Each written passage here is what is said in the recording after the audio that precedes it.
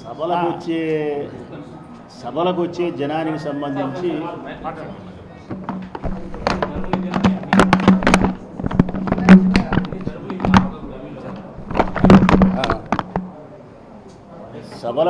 జనానికి సంబంధించి డిస్కషనే అనవసరము. మా ఉనికిని కాపాడుకోవడం అనే దాని గురించి మాట్లాడేది రాజకీయాలలో సర్వసాధారణ రొటీన్ డైలాగు. ఏంటి పాత చింతకాయ పచ్చడి, కొత్త ఏదన్నాడు చెప్తాం, వాళ్ళే కొత్త ఏమని చెప్తాం. ఏదన్నా జనం చెప్పినారు, ఏంది జనము 5 లక్షలు అన్నారు గారు, 5 లక్షలే రానిలే, గొప్పేంది తక్కువేంది. జగన్మోహన్ రెడ్డి ఒక మీటింగ్ పెట్టి పిలిస్తే కన్నా మా పార్టీ కార్యకర్తలు మూత్ర విసర్జనకు పక్కకు పోతే ఎంతమంది ఉంటారో అంతమంది నేను ఉండేవాళ్ళం, అంతమంది వాళ్ళు ఉండేది. నిజం స్వామి, ఏంటి అసలు జనం గురించి డిస్కషన్ జగన్తోనా? పొరపాటున కూడా జగన్ డిస్కషనే పెట్టాకండి జనానికి సంబంధించి. ఇది చూపిస్తారా? స్టీల్ ప్లాంట్ అడిగితే కదా నువ్వు 2014-19లో స్టీల్ ప్లాంట్ కట్టినాడు కదా ఆయన, అయిపోయింది కదా, కట్టేసినాడు, మెటీరియల్ గడ్డకు వచ్చింది, అమ్ముకుంటున్నారు, ఉద్యోగాలు చేస్తున్నారు. మళ్ళీ రెండోసారి కట్టేది ఇంకా. నేను అడిగిన క్వశ్చన్ మీరు అర్థం చేసుకోండి. జగనేసిన చోటే నేను మళ్ళీ మార్చకుండా అక్కడే కంటిన్యూ చేస్తాను జిందాబాద్. నేను అడిగేది అదే, 2014-19లోనే నువ్వు స్టీల్ ప్లాంట్ కడతానని చెప్పినావు, పొద్దుటూరుకు వచ్చినావు, ఇంకోచోటుకు వచ్చినావు, మీటింగులు పెట్టినావు, అన్ని కట్టినావు, అన్నీ చేసినావు, ఏంటింటో చేసినావు, అయిపోయింది. మళ్ళీ రమేష్ నాయుడు అని అన్నీ అయిపోయినాయి, కట్టినావన్నీ అయిపోయింది. 14 పోయింది, 19 పోయింది, 24 పోయింది. పోలవరం అట్టేంది, స్టీల్ ప్లాంట్ అట్టే అంటుంది. మన పిల్లోళ్ళు కూడా పెద్దోళ్ళు అవుతారు, పెద్దోళ్ళు కూడా అవుతుంటారు. చంద్రబాబు నాయుడు కూడా కడతారే అంటాడు. ఏంటి ఎన్ని పనికిరాని మాటలే ఆయన మాట్లాడేటి. రైట్,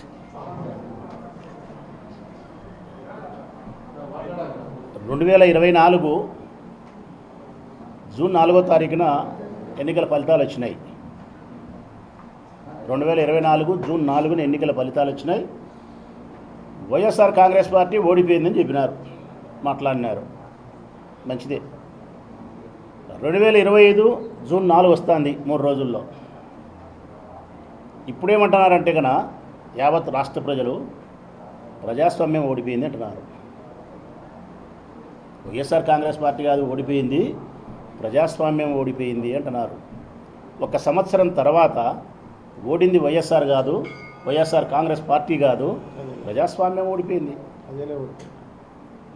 ఏ హామీలనైతే నువ్వు ఇచ్చినావో, ఏ సూపర్ 6 పథకాలనైతే ఇచ్చినావో, ఏ 143 పథకాలైతే నువ్వు అమలు పరుస్తానని చెప్పినావో, ఏ సంక్షేమాన్ని ప్రజలకు అందిస్తానన్నావో, ఏ అభివృద్ధిని చేసి ప్రజలకు చూపిస్తానన్నావో, ఏ సంపదను సృష్టించి ప్రజలకు పంచి ధనవంతులు చేస్తానని చెప్పినావో, అవి ఏవి చేయలే. మేము అడుగుతూ ఉన్నాం ఈరోజు ప్రజల పక్షాన. చెప్పిన 6 పథకాలు ఇచ్చినావా? సంవత్సరం అయింది. చెప్పిన అభివృద్ధి చేసినావా? సంపదను సృష్టించి పేదవారికి పంచి పేదవారిని ధనవంతులను చేసినావా? బస్సు అన్నావు, పెట్టలే. నిరుద్యోగ భృతి అన్నావు, ఇవ్వలే. 20 లక్షల ఉద్యోగాలు అన్నావు, ఇవ్వలే. రైతు భరోసా అన్నావు, చెయ్యలే. అమ్మఒడి అందరికీ అన్నావు, చెయ్యలే. 50 ఏళ్ళకే పెన్షన్ అన్నావు, చెయ్యలే. కరెంటు బిల్లులు పెన్షన్ అన్నావు, పెంచితివి. నిత్యావసర ధరలు తగ్గిస్తాను పెన్షన్ అంటివి, పెంచితివి. ఎట్లంగా మరి ఈరోజు మేము వెన్నుపోటు దినమని చెప్పడంలో అర్థం ఉంది కదా. ఏ ప్రజల చేత అయితే నువ్వు చెప్పి నీ ఓటు నాకు ఇస్తే నేను అధికారంలోకి వస్తే ఇదిగో నీకు నేను ఇది ఇస్తాను, ఫలానా చేస్తాను, నీ బిడ్డలకి ఇది చేస్తాను అని నువ్వు చెప్పిన తర్వాత ప్రజలు నిన్ను విశ్వసించి నీకు ఓటేసి నీకు అధికారం ఇచ్చినప్పుడు వైఎస్ఆర్ కాంగ్రెస్ పార్టీ ఓడింది, నేను గెలిచినానని చెప్పి సంకలు గుద్దుకున్నావు. మరి చెప్పిన నీ హామీలేంది? మరి మాట చెప్పి వారితో ప్రయోజనాన్ని పొంది వారికి ఇవ్వాల్సిన ప్రయోజనాన్ని చేయకుండా ఉండేటప్పుడు దాన్ని ఏమంటారు? మోసం అంటారు, లేకుంటే వెన్నుపోటు అంటారు, లేకుంటే అబద్ధాలోడు అంటారు. మన కడప భాషలో అయితే వేరే మాటలు మాట్లాడతారు, అది వేరే కథ. మరి దీనికి ఏం చేయాలా?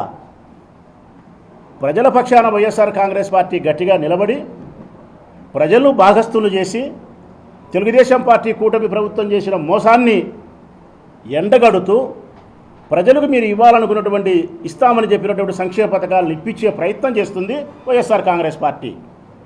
నువ్వు చేస్తానన్న అభివృద్ధిని ప్రతి నియోజకవర్గంలో చేయమని చెప్పి వైఎస్ఆర్ కాంగ్రెస్ పార్టీ ప్రజల గొంతును కలుపుకొని గట్టిగా నినదిస్తుంది.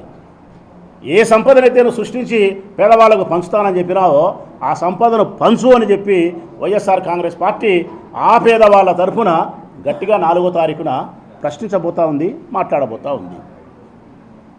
మరి వైఎస్ఆర్ కాంగ్రెస్ పార్టీ లక్ష్యం ఏంది అంటే కూటమి ప్రభుత్వం చెప్పిన సంక్షేమాన్ని, అభివృద్ధిని, సంపదను ప్రజలకు అందించడం. దీనికి ఎవరు మా యుద్ధంలో, ప్రజాస్వామ్య యుద్ధంలో భాగస్తులు అంటే గన ప్రజలే భాగస్తులు. మా అంతిమ లక్ష్యం ఏంటంటే గన మీరు చెప్పిన అబద్ధాలను నిజం చేపించడమే వైఎస్ఆర్ కాంగ్రెస్ పార్టీ కార్యకర్తల యొక్క లక్ష్యం.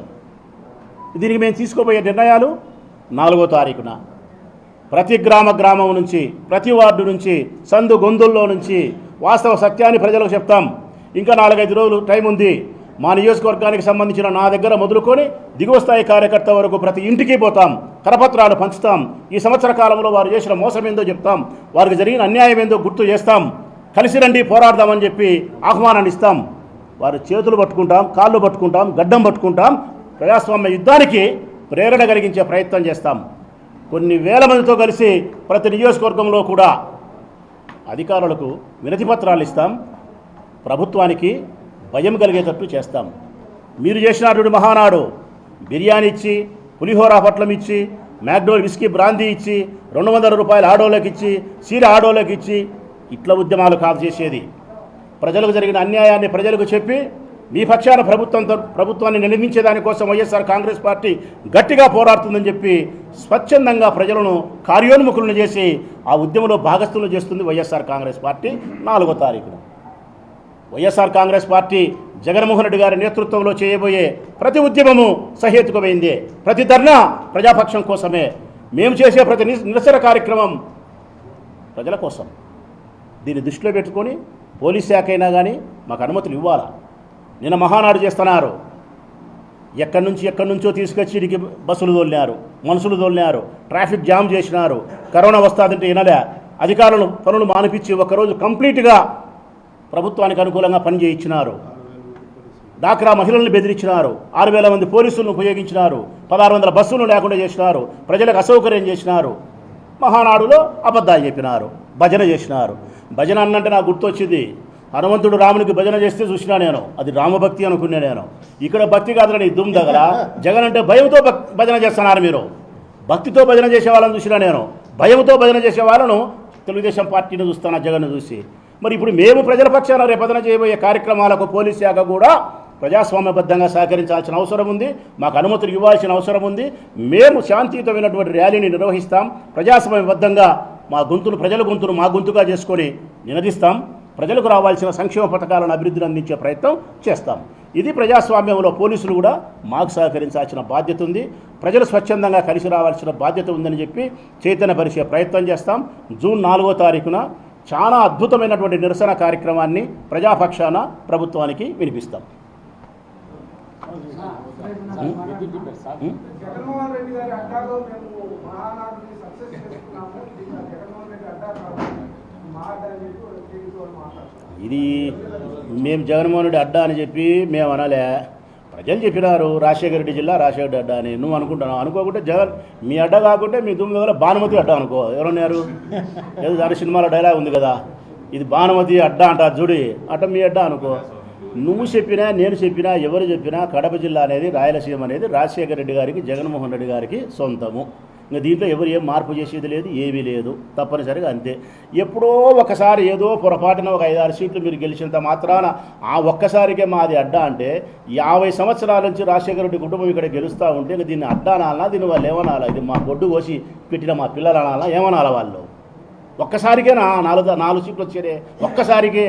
ఇంకా ఉంది మా సుధమ్మ ఉంది, ఇంకా మా అమరన్ ఉన్నాడు, ఇంకా మా జగన్మోహన్ రెడ్డి ఉన్నాడు. మేము 5-6 మందిమే ఉండేది. అడ్డ కాదు ఇది. పొరపాటున కూడా కడప జిల్లా రాయలసీమ మీకు ఎప్పుడు అడ్డ కాదు. ఆ లెక్కన ఒకసారి ఓడిపోయిన దానికే మమ్మల్ని మీరు ఓడిపోయినా మీది అడ్డ అనుకుంటే, ఇన్నిసార్లు మీరు సినిమా చూసినారు. నిన్న కూడా శంభాజీ, ఛత్రపతి శివాజీ ఒకటి, చాలా వీరుడు ఛత్రపతి శివాజీ, చాలా యుద్ధాలలో గెలిచినాడు. శివాజీ కూడా కొన్ని యుద్ధాలలో ఓడినాడు. శ్రీకృష్ణదేవరాయలు చాలా యుద్ధాలలో గెలిచినాడు. చాలా యుద్ధాలలో రాజీ అన్నాడు ఓడిపోతారని చెప్పి. రాణా ప్రతాప్ సింగ్ చాలా యోధుడు చరిత్రలో, చాలాసార్లు పారిపోయి మళ్ళీ గెలిచినాడు. చరిత్ర చదువునైనా చదవండి. ఏ యోధుడైనా అనేక యుద్ధాలను గెలుస్తాడు. ఎప్పుడో ఒకసారి కూడా ఓడడానికి అవకాశాలు ఉంటాయి. అంత మాత్రం చేతనే మీ అడ్డా అనుకుంటే మీకు చాలా చరిత్ర చెప్పాల్సి వస్తుంది నేను.